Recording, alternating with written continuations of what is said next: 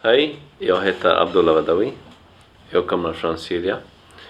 Jag kom hit till Sverige för 3 år sedan. Ja, jag pratar arabiska och jag jobbar på Folkuniversitetet i Kristianstad som research.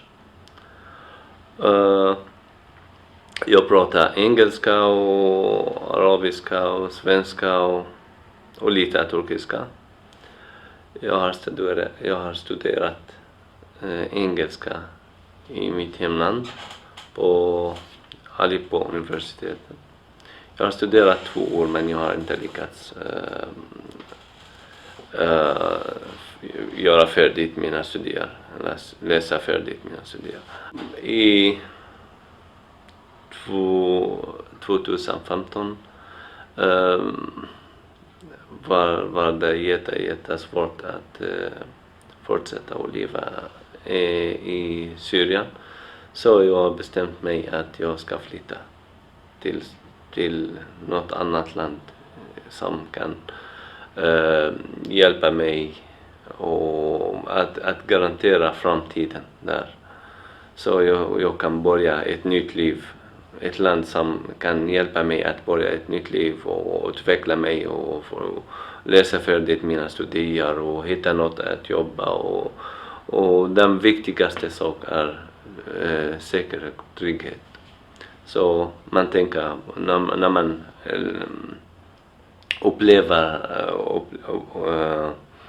upplever kriget så man tänker på trygghet först. Ja, jag bestämde mig att jag ska flytta från Syrien till något annat land, men jag tänkte mycket. Det tog lång tid att bestämma mig vilket land ska jag flytta till. Och det var Sverige mellan de andra länderna. Jag var förvirrad om jag ska ta mig till Tyskland eller Sverige. Och det var jättesvårt att bestämma, men i slutet bestämde jag mig att jag ska flytta till Sverige. Ja, jag ska prata om min resa. Först jag tog mig till gränserna, jag åkte till gränserna, turkiska syrianska gränserna. Och jag stannade 2-3 dagar på gränserna och sen med hjälp av en smugglare kunde jag ta mig till Turkiet. Och ja, det var jättefarligt på den tiden och vi har lagt mycket pengar på resan. Ja, sen när jag är i Turkiet, när jag lyckades att flytta till Turkiet, jag har haft kontakt med en smugglare. Den smugglaren tog folk från Turkiet till Grekland med gummibåt. Jag bestämde mig att jag ska flytta till ett europeiskt land. Jag tänkte att ta min bror med mig.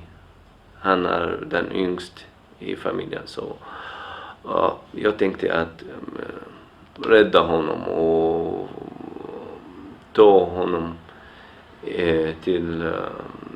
till Sverige för att få ett nytt liv och en bra framtid. Så jag tänkte att han ska få chansen igen att utveckla sig om vi lyckades att flytta eller att ta oss till något annat land. Och min vän var också med oss när vi flyttade. Så i Turkiet var vi 3, jag och min bror och min vän. Vi hade kontakt med en smugglare som ska ta oss till Grekland. Det kostade jättemycket pengar för oss. Det kostade nästan $1000 för bara att åka 3 timmar med gummibåt från Turkiet till Grekland. Det var för mycket, men vi hade inget val. Så vi var tvungna att lämna landet och att lägga pengar för att komma till ett annat land som garanterar att vi ska, eller som hjälper oss att ha en bra framtid. Vi stannade i Turkiet 4-5 dagar, nästan en vecka, och sen vi har lyckats att flytta från Turkiet till Grekland från den första gången. Mycket folk som har inte lyckats att flytta från den första gången, och polisen griper folket och de hamnar i fängelse eller något annat, eller de är tillbaka till Syrien eller till Irak. Men vi har lyckats från den första gången att flytta till Grekland. I Grekland stannade vi 4-5 dagar, och sen vi var på väntan av papper. Vi ska ta ut papper att få flytta från öarna till Athena. Så det tog nästan 5-6 dagar för att flytta till Athena. Sen från Athena vi har kontaktat andra människor som ska ta sig till Europa. Och innan att börja min resa, jag har planerat hur ska jag gå och vad ska jag, vilken väg, och så jag har planerat allting om hur man ska använda GPS och hur man ska åka tåg eller hur man ska gå på fötterna. Jag har planerat allt, och varje plats, vad ska man lägga för pengar och hur mycket tid ska det ta för att flytta till en annan plats. Det var lite skillnad när man reser, men det är samma resultat. Hela resan tog nästan 25 till en månad att gå på fötterna och så. Och vi har gått, jag och min bror och min vän, alla 3 har gått på fötterna massa. Det finns tiotals av människor som har gått också på fötterna på den smuggelväg. Vi gick genom gränserna från Grekland till Makedonien, stannade en dag i Makedonien och sen fortsatte till Serbien, och sen också stannade 2-3 dagar i Serbien. Men det tar lång tid att gå från en plats till en annan plats, så det tar lång tid. Och vi får inte åka buss eller tåg eftersom polis och kontroll, de griper människor hela tiden, och människor hamnar i fängelse. Så vi vill inte riskera våra liv, eller jag vill ta oss i den snabbaste tid som vi kan. Vi har lyckats att gå genom Makedonien och Serbien och Ungern också, Hungary. Efter Hungary, Budapest åkte vi en bil till Österrike och sen Tyskland och vi har lyckats att flytta till Tyskland i en dag. Jag stannade 2-3 dagar i Tyskland och sen jag tagit mig till mig och min vän och min bror. Ja, alla tre till Sverige. Jag kände mig ansvarsfull eftersom jag har min bror och min vän med mig och båda de kan inte engelska eller något annat språk, de kan bara arabiska.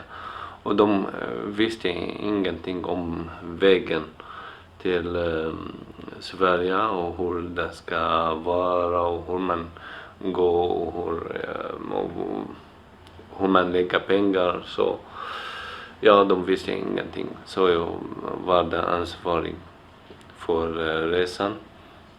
Jag har lyckats i slutet att flytta till Sverige. När jag kom till Sverige kände jag mig bekväm för den första gången för 10 år. Ja, vi hade krig för nästan 10 år och den första gången efter 10 år känner jag mig bekväm. Det är samma sak för min vän och min bror och alla invandrare som kommer hit. Ja. När jag kom till Sverige, jag har inte jag visste inte så mycket information om Sverige eller hur är det i Sverige. Men jag visste att Sverige är ett kallt land, ett demokratiskt land, ett sekulariserat land. Jag kände bara lite om Sverige. Men nu jag kan mer om svenska samhället och arbetsmarknad och svenska människor och traditioner och matvanor. Vi har nu jultid, så ja, det är mysigt här i Sverige. Så om man stannar här länge så vet man mer om Sverige, och Sverige är ett jättefint land. Mina förväntningar om Sverige, möttes i ett bra sätt eftersom vi har hittat stöd från arbetsförmedling och alla skolorna och människor och organisationer som finns här, föreningar.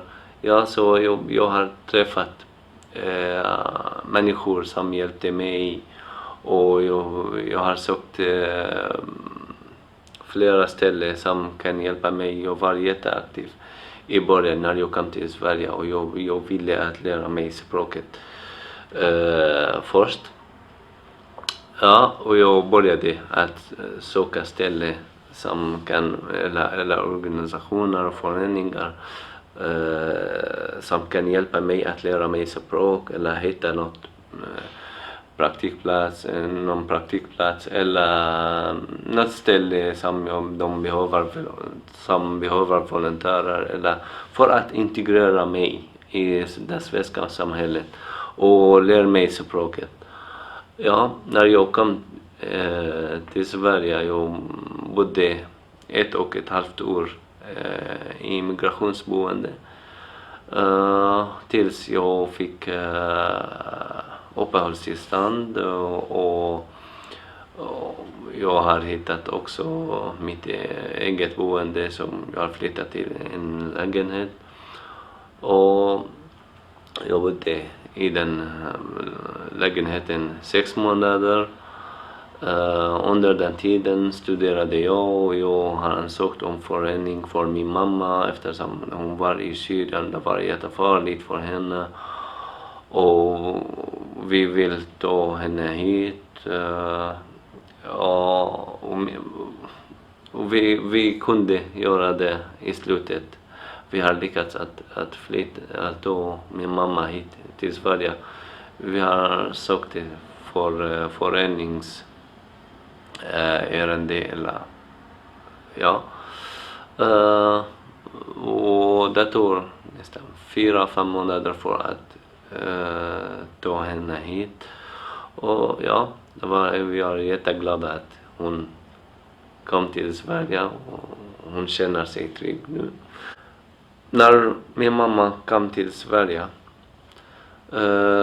bodde hon hos oss i en liten lägenhet, men det var för lite för 3 personer, så vi var tvungna att flytta till något annat ställe. Och vi har flyttat till Tyringe, till en annan by. Vi har flyttat från stan till en annan by, till en by som heter Tyringe, och där bodde vi nära varandra, jag och min mamma. Och min bror bodde tillsammans med min mamma eftersom hon var familjehem av honom. Så han bodde hos mamma och jag bodde själv, men vi bodde nära varandra och jag försökte läsa färdigt mina studier. Jag har studerat SFI i 3 månader och sen jag har läst färdigt. Jag har gjort prov och klarat SFI och sen jag försökte att läsa vidare grundvux och sådana ämnen, svenska. Jag vill utveckla mig svenska, mitt svenska först. Ja, men det tar lång tid här i Sverige eftersom det finns inte lediga platser. Om du klarar dig på grundskolan så du får vänta lite för att du får plats på Flexvux eller något annat ställe för att läsa och fortsätta läsa färdigt.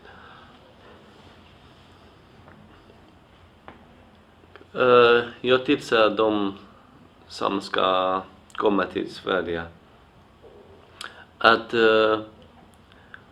om man har mål så man ritar den rätt väg, eller den rätt väg för sitt mål. Så om du planerar vad du har för mål så det är mycket lättare att dra linjen till ditt mål. Jag ska först göra så och sen så då, så du kommer att nå ditt mål steg för steg.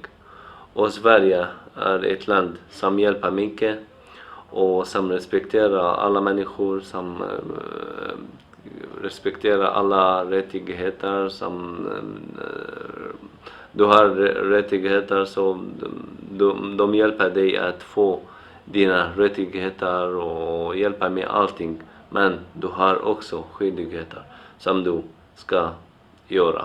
Så Sverige är inte ett land som du sitter hemma och bara ligger i soffan eller i sängen och du tjänar pengar som du drömmer. Nej, det behöver att jobba och satsa och rikta dig för målet. Så om du rättar din väg och har ett mål, så du ska få ditt mål om du jobbar för det här målet. Du kan söka organisationer och föreningar och fråga folk, fråga vänner, fråga andra människor och vara social. Bara fråga för information och hur kan man utveckla sig även om du inte har uppehållstillstånd, även om du är en nyanländ till landet eller till Sverige. Så du får från den första dagen du är i Sverige, så du får rikta ditt mål och börja söka andra människor och andra organisationer och andra föreningar som kan hjälpa dig. Och till exempel Röda Korset har alltid nya information för nyanlända och nya kurser, och de hjälper med språk och de hjälper med allting, med kläder och med, ja. Så det hjälper mycket om du till exempel går till Röda Korset och sen Röda Korset tipsar något annat eller någon person eller något ställe som du kan utnyttja. Och så det funkar så att det följer varandra. Som en person, jag har ett mål i mitt liv. Jag vill läsa färdigt mina studier. Och jag vill studera till engelsklärare, men jag vill också få magisterexamen och sen magister på engelska. Och ja, och jag vill att undervisa på universitetet här på ett universitet här i Sverige. Efter 10 år ser jag mig som en doktor. Jag ser mig på universitet som en doktor. Jag har en familj och jag är glad och jag ska nå alla mina mål efter 10 år. Jag känner mig redan svensk människa och europeisk människa. Så jag behöver inte lång tid för att känna mig. Det var allting som jag vill prata. Tack.